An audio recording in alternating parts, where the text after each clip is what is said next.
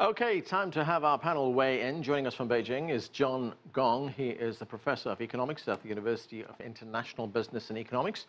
From Brussels, we are joined by Shada Islam. She is Director of Europe and Geopolitics at Friends of Europe. With us from London is Yu Jie. She is a professor and head of China Foresight at the London School of Economics. And from Shanghai, joining us too is Maximilian Riesch. He is Program Director and Assistant Professor in International Affairs at the ESSCA School of Management. Welcome to all of you to the show. John Gong, let me start with you in Beijing, and let's talk about this meeting in Beijing. So both sides met. They agreed to work closely on defending free trade and to champion the open trading system. How significant was the message that came out of Beijing, given current tensions around the world concerning trade, and the message, of course, that is coming out of Washington? Well, it's a very significant message telling the U.S. side that the Trump administration is having a trade war against everyone, including its allies in Europe, its allies in South Korea, and also Brazil, Mexico, Japan. It's against everyone. So I think the message that China and the European side are going to team up against to defend free trade, particularly defend WTO, sends a very strong to the American side that it's our own right now, that it's probably on the long side of history. Max, we heard the European Council President Donald Tusk. He urged Europe, China and the US to avoid trade wars. Of course, this coming at a time when both Europe and China are in a trade dispute with the United States. What was the European perspective on the meeting that took place in Beijing? Yes, I think that it is very important what Donald Tusk said. As a matter of fact, he emphasized that you should work together across the Eurasian landscape. This is important because you have, let's say, an erratic White House, which is no longer supporting multilateralism just as much as it used to, and therefore other partners can potentially work together in a more constructive way, trying to reform the WTO, as was highlighted during the meeting between Li Keqiang as well as Angela Merkel just about a week ago. And it was repeated by Donald Tusk and Li Keqiang during the EU-China summit. Max, just one question on the European perspective.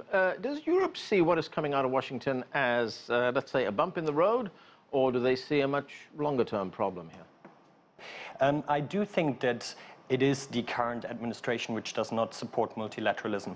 I do feel that this will be more or less a temporary thing. Why? Because I do think that everybody realizes that multilateral cooperation and free trade is something which we need in order to sustain our global supply chains. Be it American companies, Chinese companies, or European companies, they all need the products which run through the supply chain, are produced in one country, then assembled in another country. So even though the current administration might not be very supportive of multilateralism, I do feel that the companies see it quite differently. In that sense, I do think that it is more of a temporary phenomenon than a real trend towards isolation and renationalization of our economies. Ultimately, the consumers would lose out, and this is something which Americans, Europeans and Chinese do not want, and this will also trickle down to the current administration in the White House. Yu Jie, let's look more closely at the China-EU relationship. Trade between the EU and China is worth €1 billion a day. So lay it out for us. How important are China and the United States to each other as economic partners? China and the EU, rather. Well, obviously, I mean, it's the world's second largest economy, working together with the world's most advanced, a club of the world's most advanced economy. I mean, the trade number last year was 245 billion from European Union to China, and instead for China's side, it's double the size, with more than 400 billion from China to the EU. So that numbers show you the significance of the two sides. And also, it's not just numbers, but also quality. It's a variety of products EU and China both try to entangle in this global economic system. So obviously, what will happen in the potential trade war between China and the United States, the European Union cannot be ruled out of being negatively affected. So we all get affected at the end of the day as being a part of the global consumer community. All right, let me bring in Shada Islam. She's in Brussels. Shada, the EU-China relationship has grown significantly. Why is China so engaged with the EU? Is this driven solely by economic interest, or do you see much more here? I think it's geopolitics at work, really. I mean, at the moment, I agree with what our other panelists have said. You know, it is geopolitics, it's Donald Trump, the way he's, you know, bulldozing through the multilateral rules-based order. All of this is drawing China and Europe closer together because the current rules-based order is working for the benefit of both the Europeans and the Chinese.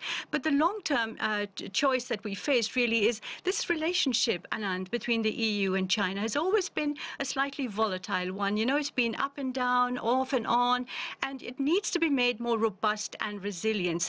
And I think that's the big challenge facing Europe and China now. This meeting held in Beijing was good, was constructive, both from the content point of view and also the symbolism of these two economies coming together. But hard work still lies ahead. We have to make this relationship much stronger, and as I said, more resilient and more robust. Economic interests are there, but in the world we live in today, they also have to work together on North Korea, on Iran, the nuclear deal, on Syria. You know, there are issues on climate change, renewable energy, etc. So it's beyond just the economics of it, though that is a very important facet of this relationship. Right, Charlie, you mentioned the rules-based system for free trade. In fact, Jean-Claude Juncker stressed the importance of that system with the WTO playing a key role. And both sides also agreed that the WTO needs to be reformed. They agree on that reform. Can the WTO be more effective right now in resolving some of the disputes we see? I think for the moment, the thing is, Anand, the whole system, the multilateral trading system, is in disarray. It's very fragile. You know, there has been no agreement. The Doha round's been going on, and some of the major issues just cannot be resolved within the WTO. So countries are going bilateral. They're going region to region. The EU, you know, it did this deal in Japan just recently as well. It's going to Indonesia, Malaysia. So everyone's sort of searching out for their own interests. There are regional deals being done in Asia as well. So I think what we really need to do is strengthen the WTO. But Europe and China can work together. I think it's very important they do so. But it can't just be the two. Even though they're very large economies, you have to bring in India. You have to bring in Japan. So it'll have to be, if you like, a kind of a coalition of the willing, which will have to work together despite the disarray and the disruption being caused by Donald Trump and his ideas. And by the way, I don't think that Europe really believes that this is something that they'll have to deal with the long term. The U.S. administration, you know, whether it's Donald Trump or someone new who comes in, has shown that America really is sort of thinking of America first. And this is a long-term trend, not something that will go away in a couple of months or years. John, if we look at some of these specific things that were discussed at the meeting, Premier Li called on China and the EU. Well, they called for a bilateral investment treaty, both sides. What are the prospects of that happening soon? I think if from an investment point of view, in addition to trade between China and European Union, the European companies' commercial interest in China is huge. You know, these companies from Germany, for example, the three largest, the large automobile companies are doing great in China.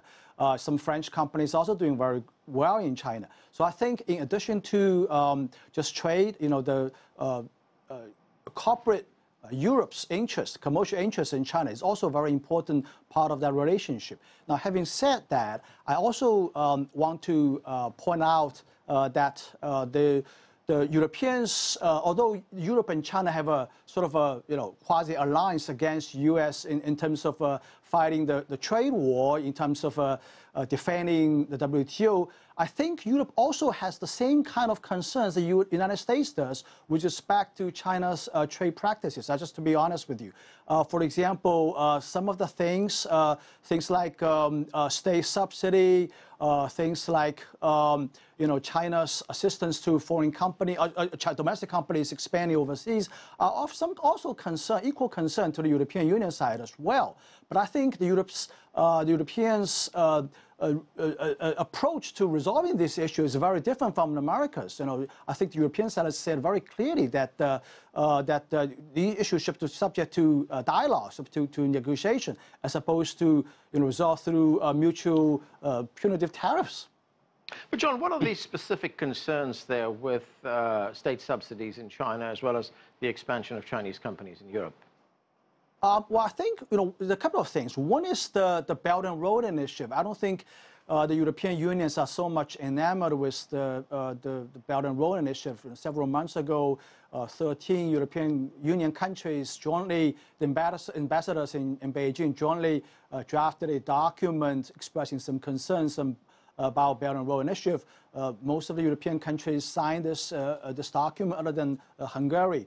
Another thing is about, for example, Chinese government's subsidies, state aid to domestic indigenous companies from China. That's also a very important concern. There's also an issue about intellectual property protection. I think in that regard, actually, the Chinese government is making a lot of improvement, but it's moving towards the kind of a standard that the European countries and America wants China to do. There's still some room for improvement, but I think overall China is moving in that direction. I don't think there is any disagreement about achieving that goal, because Chinese government is also the position on intellectual property is also changing as well, from more of a licensee point of view to a licensor point of view, because corporate China is becoming more and more like licensors. Right. Max, John mentioned the European Union concerns about China's Belt and Road Initiative. Of course, China has been involved in Eastern and in Central Europe as well. That Belt and Road Initiative takes China right into those areas. Are those valid concerns in your view? Yes. I do think that the Belt and Road Initiative is an interesting project that the Chinese government has put forward. But if I may remind you, the German government and German companies, Deutsche Bahn and Schenker, its logistics daughter, were actually the first to realize a rail connection between Xi'an or Chengdu, it was at that time in 2012, and Duisburg, which means that Europeans are very much in favor of shortening the connection between the Far East of the Eurasian landmass and the European consumer markets. But I do think that there's more. You just talked about the comprehensive agreement on investment. We are now in the 18th round of negotiations between the European Union and China, and we have seen at the same time a kind of increase and a sort of change in the dynamics of investment between China and Europe. Until 2014, Europe was always investing more in China, in the People's Republic of China, than the other way around. Since 2014, there's actually more investment from China in Europe than the other way around. And this is, I think, something very interesting. Even Germany, as of 2015, has received more investment from China than the other way around. And I think that this is something we need to pay attention to. I think European companies are a little bit wary, but for the time being, the FDI stock, so the amount of foreign direct investment in the European Union, is still very low. So we will see more investment from China, and more investment from China not only in Europe, let's say the end point of the Belt Road Initiative, but also along the Belt Road Initiative in Central Asia and South Asia, in East Africa, and, as you have mentioned as well, in countries on the southern border of China, of Europe, which are sometimes inside the European Union and sometimes outside of the European Union. Ideally, and that is what the comprehensive agreement on investment should do, we should set clear rules and standards and a common understanding with transparency rules applicable to European companies, to Chinese companies, and to international partners in order to work together on projects along the Belt and Road Initiative. I think this is what we need to do, and then we see a bright future for the Belt Road Initiative.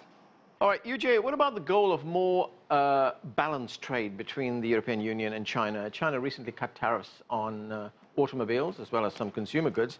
What are the challenges and opportunities there?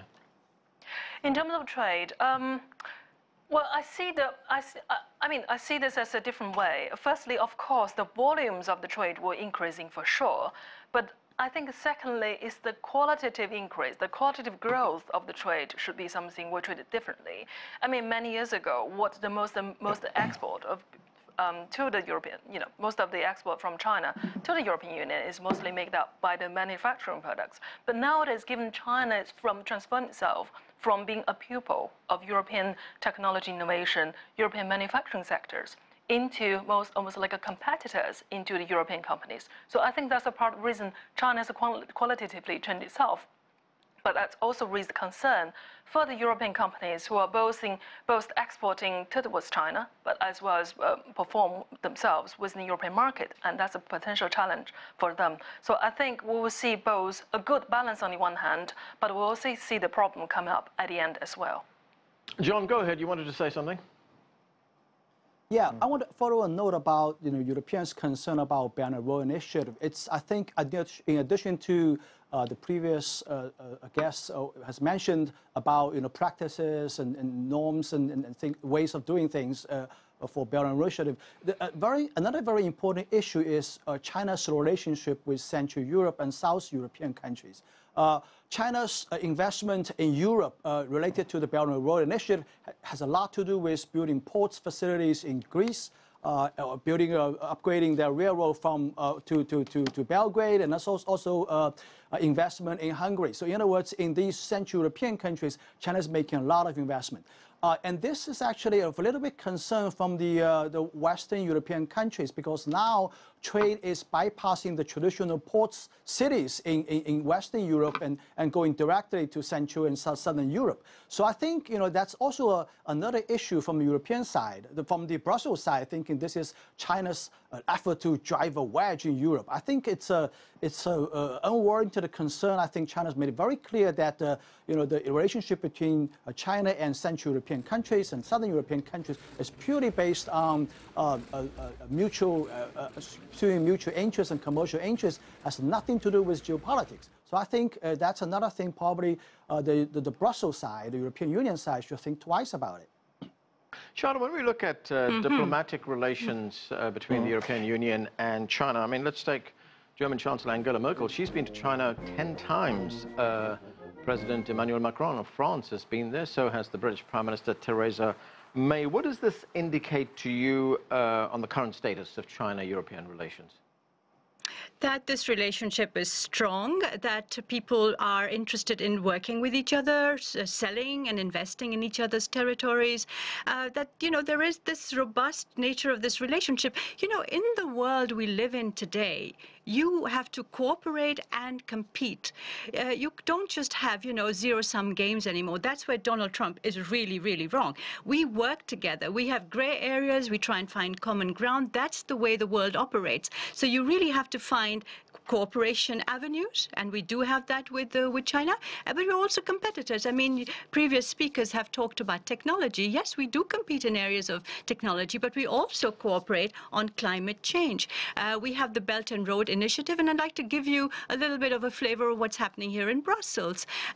The EU is going to come up with its own connectivity blueprint, which is not a response to the BRI, but a European vision of how connectivity really works.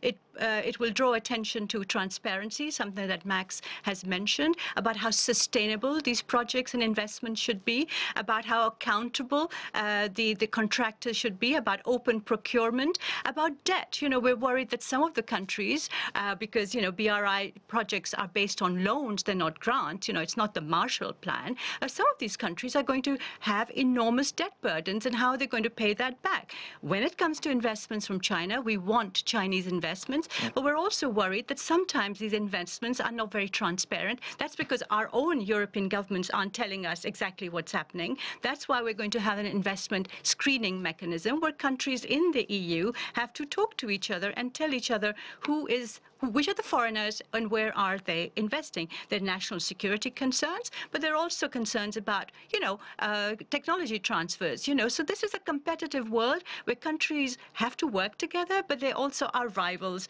in many, many areas. Okay, Max, go ahead. Sure, thank you. I very much agree with Shada. I think that it is cooperation and competition at the same time. Actually, there's the concept of co-opetition, and I think this very much signifies what we will see in the future along the Belt Road Initiative, but also in each other's markets, in the European Union, in China, and in other countries around the world. So what do I mean with that? Let's take a couple of examples. We have seen the signature of CATL and BMW constructing together a lithium-ion battery factory in Germany. What do you do there? you actually take the strength of each respective partner and then you join forces together. This is a sort of competition. Another example would be Daimler now teaming up with Alibaba here in China, trying to create actually something which is more like artificial intelligence and voice assistance in autonomous driving. So here again, you have actually strength from both sides that can create something positive in the future. Okay, Yuji, I want to get back to something that Max mentioned earlier on, and that is foreign direct investment from China. It now, as Max pointed out, exceeds the investment into North America. Chinese mergers and acquisitions into Europe reached $22 billion. That's just in the first 6 months of this year. What does that tell you? Well, obviously, the Chinese investors, they are among the smartest people in the world, and they see European Union or European single market as a safe and sound investing environment, and that's why they much prefer to putting their money inside the European Union. So I think that's a positive sign to show actually the investor community does have the confidence towards the European Union, the European Eurozone economy. And secondly, I think the Chinese also see, I mean, come back to the question later, maybe perhaps we'll discuss regarding Brexit, UK leave the European Union. A lot of Chinese companies initially treat the UK as a platform, as a springboard towards the European single market. But given the UK is preparing to leave, and obviously that springboard is no longer serve the purpose anymore, and therefore a large number of Chinese companies began to refocus back to the European single market. So that's perhaps part of the reason why the Chinese, that sense of surge for the Chinese direct investment inside the European Union. And of course, Belt and Road is another reason. But what we should distinguish in here is not all the investment are related to Belt and Road, and there are certain private investors also behave quite diligently and look into the possible investment opportunities and looking for better return in investments. Yuji, do you see the relationship between the United Kingdom and China get even closer now that the UK is negotiating the exit from the EU? Well, I think that's very difficult to judge because at the moment the British government has absolutely no any capacity to dealing with non-European member states apart from dealing with the negotiation with the Brussels. So I wouldn't necessarily counting for them for the moment. I think what we should really look into is after there's a negotiation period finished between Brussels and London, and exactly where UK going to orientate China towards is whether it's a strategic partner or is it purely and simply as a commercial partner in here. Okay, Shada, go ahead. Yeah, so that's, yeah. No, I wanted to say, Sorry, I just wanted to say two things. In fact, Yuji is absolutely right. There's no direct impact because Britain is so bogged down in its own messy negotiations with the European Union. But there has been an indirect impact, and I think we need to be quite conscious of that because since Brexit, the EU and Donald Trump, the EU has stepped up its bilateral negotiations on trade. With Japan, we just saw a signature of a very, very ambitious treaty.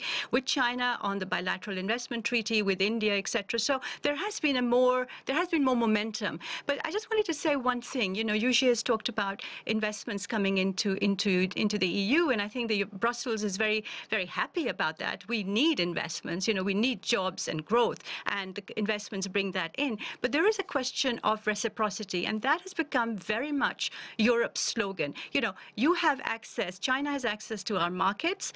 We need reciprocal access to Chinese markets. And that's why this meeting in Beijing has been quite important, because there is that recognition, and through, you know, they're speeding up discussions on the investment treaty, and there have been an exchange of market access offers on investment. Very, very important in this relationship.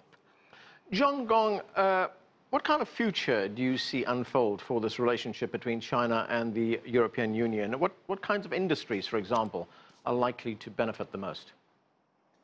Well, I think European companies have a great future in China's market. You know, as a matter of fact, in terms of investment reciprocity, European companies' access to the Chinese market started in the 1980s, when Volkswagen started its first joint venture in the city of Shanghai in the early 1980s. So I think, you know, corporate Europe has a very large market, it's an entrenched market in China. As a matter of fact, Volkswagen is the largest automobile company operating in China.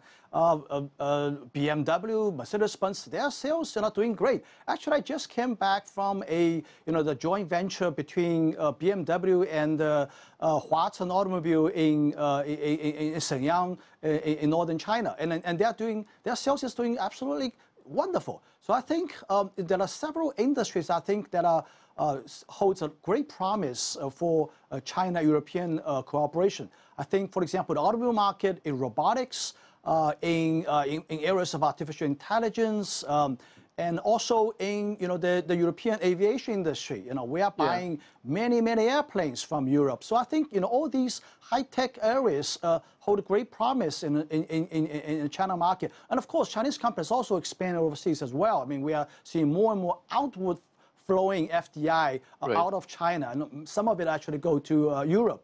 They are interested in acquiring European technologies, great brands, and these types of things. So I think mutual investment is an area that's going to be booming in the future. Okay, and that's where we're going to have to leave it. We have run out of time. Thanks to all of you for being with us. That's it for this edition of The Heat. Thanks for joining us. I'm Anand Naidu.